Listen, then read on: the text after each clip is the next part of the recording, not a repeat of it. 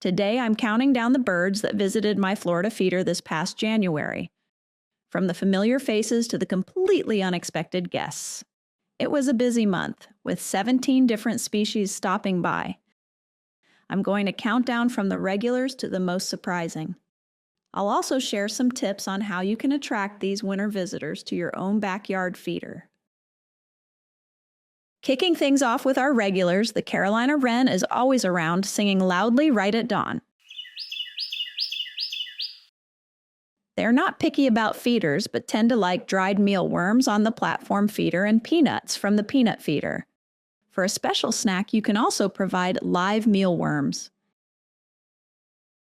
Next up, the Downy Woodpecker, always a treat with their striking black and white pattern and feisty attitudes. These bold little birds come year-round and are one of the first to investigate a new feeding station. If you want to attract them, they're big on peanuts and like the upright peanut feeders made specifically for woodpeckers. The northern cardinal, with its vivid red plumage, is a staple in any southern backyard. With the exception of the peanut feeder, these birds enjoy most other types of feeders from tube to bell to platforms. They're easy to attract with a mix of sunflower seeds and millet. Next is the Tufted Titmouse with its adorable little crest and soft gray feathers. They're always around and they come in boisterous groups heard well before being seen. They are happy to snack on sunflower seeds from tube feeders and even peanuts from the peanut feeder. Small but spirited, the Carolina Chickadee has a distinctive black cap and bib. This native bird is a fan of safflower and sunflower seeds, enjoying the convenience of tube feeders. These little guys are a common sight, and their call is one of the more recognizable in my backyard. Mourning doves, a species I actually don't want to attract to my feeding station, like almost everything I have, from peanuts to millet, safflower, and sunflower seeds. They eat everything if you don't keep them in check and tend to take over in groups if allowed. If you want to attract them, go with a platform feeder or bell feeder. If you don't, go with tube feeders.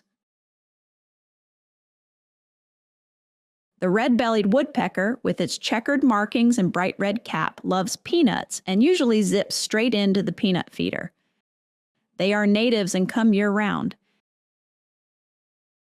This year, a couple of house finches have set up shop, and they can eat a lot. The male has a red head and brown body. They have a taste for both sunflower and millet, comfortable at my tube feeders. The catbird, sleek in its slate gray plumage and black cap, often visits at the end of the day for a bit of jelly, dried mealworms, and even peanuts. They're sporadic visitors but year-round natives. Their cat call is one of the last bird sounds I hear before it gets dark. The palm warbler, with its yellow belly and wagging tail, is a winter visitor. They love bird jelly and dried mealworms and chasing off chickadees, much to my dismay. I only have one this winter, but he is sticking around the feeder quite a bit, guarding resources. Eastern phoebes are more on the chill side, grayish and always bobbing their tails. This is the first year I have seen one at my feeder, and although they are native to Florida, I usually find them near a body of water feasting on insects. This one, however, has developed a taste for peanuts and dried mealworms and comes daily. It prefers the platform feeder. A group of American goldfinches surprised me one day, and although they were not sporting their bright yellow plumage yet, they were still a delight to see. They enjoyed the mix of millet and sunflower seeds from the tube feeder.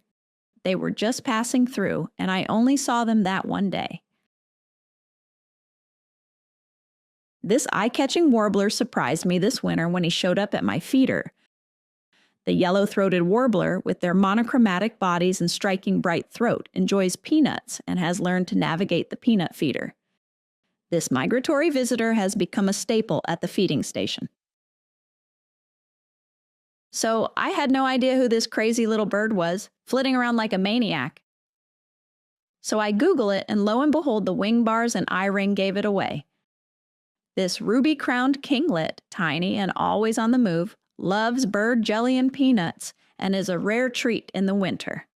This one doesn't have that iconic red crown, so it must be a female or juvenile male. The crown jewel of the backyard, the painted bunting, was a shock. I first thought it was a small cardinal with that red chest, but then I saw its blue head and was over the moon. I have been trying to attract this colorful bird to my feeder for years. Years! This winter, there have been 2 females that have shown up regularly. However, on a couple of occasions, the male has joined them, and what a sight to see! They stay all winter and munch on white millet from the tube feeder. One of the most surprising birds that visited this winter has been a juvenile summer tanager. I used to have one visit for a couple of years each winter until he matured, turned all red, and flew away never to return.